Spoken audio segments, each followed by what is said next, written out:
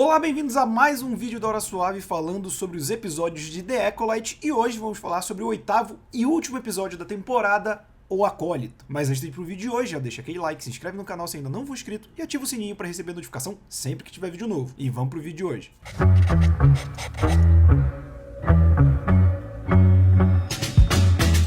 Começando pelo nome, né? A gente sempre falou como os nomes se espelham, fecham ali um ciclo de mostrar os dois lados da mesma coisa. E aqui, pra fechar, bota O Acólito, que nada mais é do que o nome da série, e também serve pra gente sempre ficar, olha aí, falou o nome da série, do filme, né? Tipo quando o Vin Diesel vira pra câmera e fala, nós somos os Velozes e Furiosos, né? E esse episódio teve pouca referência e easter egg, mas o pouco que teve é muito impactante. Então eu achava que esse vídeo ia ser curto, mas talvez ele seja um pouco mais longo do que eu esperava. Acho que a gente pode começar indo das coisas menos relevantes para as mais relevantes. Uma das coisas mais legais de referência que essa série tem, e isso pra mim é uma crítica que realmente eu acho descabida, as batalhas dessa série são muito boas. E elas são boas porque elas pegam algo que Star Wars fazia desde lá do começo, né? Quando o George Lucas começa a fazer Star Wars, ele se inspira muito em filmes de samurai, e filmes de samurai que inspiraram até os filmes de faroeste americano. E aqui o que essa série faz é muito se inspirar em filmes de Kung Fu. É impossível não pensar em O Tigre e o Dragão, que é desses filmes que mais atingiu Hollywood, né? Foi indicado ao Oscar e tem coreografias muito bonitas.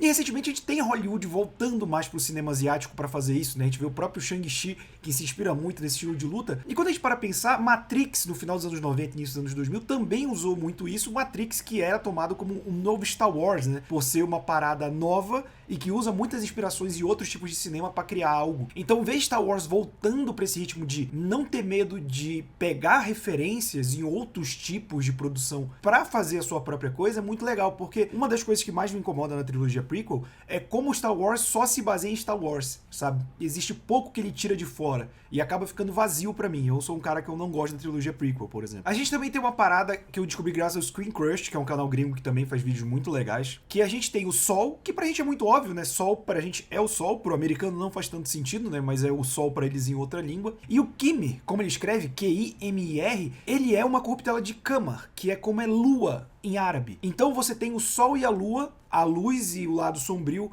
batalhando, mas essa simbologia é muito legal, primeiro porque a introdução de Acolyte ela é um eclipse, você tem um sol e a lua se sobrepondo. E o tema dessa série, ela é justamente sobre nenhum nem outro está certo, né? A luz existe e a sombra também. E existem várias camadas de cinza entre isso. A gente vai debater isso um pouquinho mais, porque eu percebi que muita gente não entendeu isso na série. A gente tem também, pela primeira vez em live action, o sangramento de um cristal Kyber, que são os cristais que dão energia ao sabre de luz, porque o sangramento já é o conhecido desde o antigo lore, do Legends e tudo mais, a primeira vez que a gente vê ele num live action do novo canon, e existe, né, uma questão do novo canon pelo próprio Palpatine, que tem um livro lançado em 2021, chamado Secret of the Sith, em que o próprio Palpatine, o Darth Sidious, fala que o sabre de um Sith, ele não é dado, ele é tomado. Você toma de um Jedi que você matou, e a partir daí você enche o cristal com seu ódio, sua mágoa, seu rancor, e você sangra ele, você corrompe o cristal com o lado sombrio, tornando ele vermelho. Então eu achei legal que a gente tenha visto isso pela primeira vez em live action, que é uma parada muito importante do lore de Star Wars. E falando no Darth Sidious, né, o que mais chamou atenção desse episódio foi a presença do Darth Plagueis, esse cara que tá aparecendo aqui. Não é mencionado nominalmente nos créditos ou em qualquer lugar que ele é o Darth Plagueis, mas a gente reconhece porque toca o tema do Darth Plagueis, que toca na cena em que o Darth Sidious fala pro Anakin sobre o Darth Plagueis. You ever hear the tragedy of Darth Plagueis the Wise?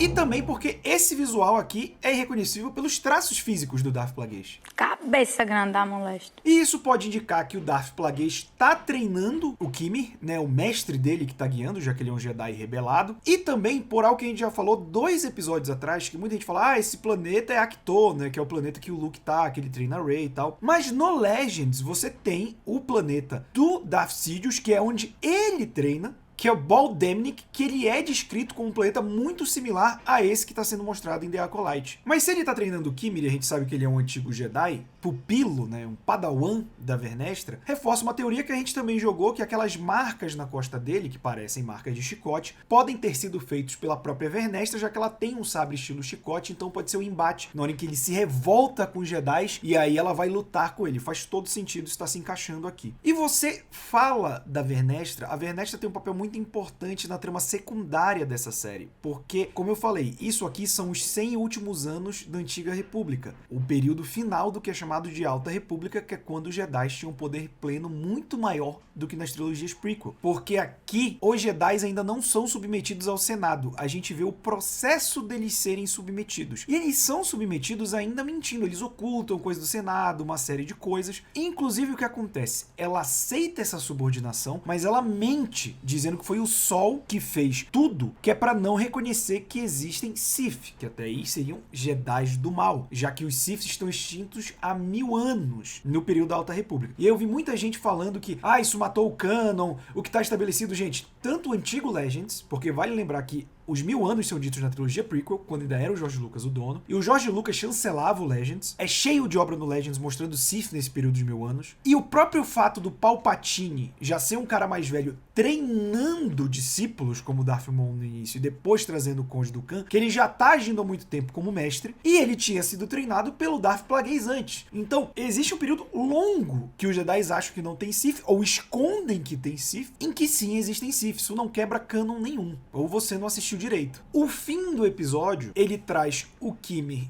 e a Osha como mestre e pupila e quase como um casal. E a Gabi Orsini, nossa querida Gabi Orsini, que já participou aqui do canal, ela trouxe uma analogia que casa com eles, que é eles são uma representação de Perséfone e Hades na mitologia grega, porque o Hades era o rei do submundo, do lado sombrio, e Perséfone era alguém da luz, da primavera. Só que Perséfone nunca se sentiu à vontade completamente na luz, porque ela sabia que existia uma escuridão dentro dela. E aos poucos ela é convencida, quando ela vai casar com Hades, a ir pro submundo. Então, eu acho legal, novamente, Star Wars usando o contexto de outras histórias para contar as suas. Isso aqui eu achei muito legal e eu não tinha pego, só depois de ver o vídeo dela que eu percebi. Agora, falando sobre as opiniões gerais, eu acho que deixou muita coisa pra segunda temporada de resposta. Eu acho que a trama geral foi contada, que era essa trama da área cinza. Eu acho que o principal daqui era mostrar que os Jedi não são 100% bonzinhos. E isso é outra coisa que eu vi muita gente falando que estragou o canon, porque os Jedi sempre foram guardiões da paz e tal. Eu não vou falar do episódio 7, 8 e 9, porque eu sei que essa galera mais radical não gosta.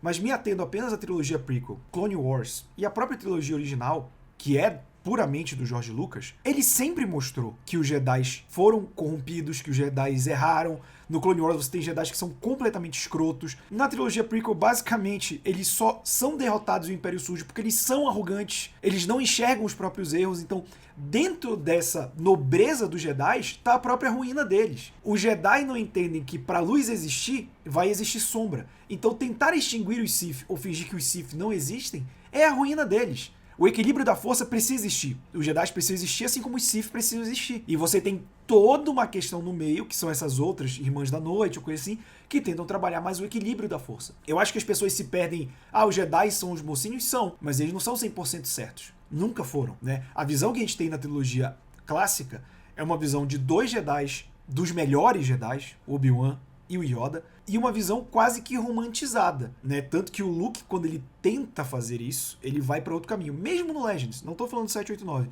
Ele tenta ir para um outro caminho, ele até vira Jedi cinza no Legends, porque ele entende que a forma como a Ordem Jedi era feita nos tempos antigos foi o que causou a ruína dela. Então acho que tem muita gente chateada, muita gente que tem nostalgia da infância que não tá aceitando que sempre foi sobre isso, sabe? Ou você não conseguiu interpretar, ou você não vê há muito tempo.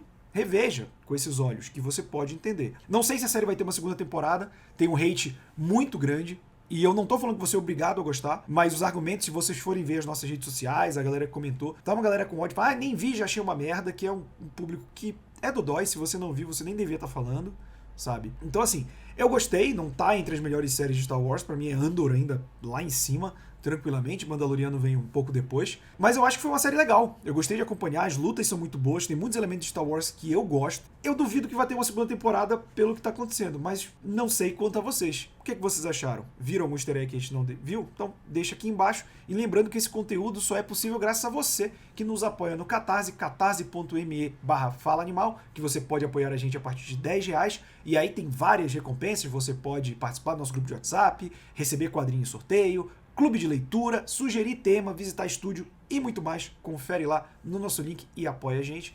Lembrando, se inscreve no canal se ainda não for inscrito, ativa o sininho, deixa o like e até o próximo vídeo.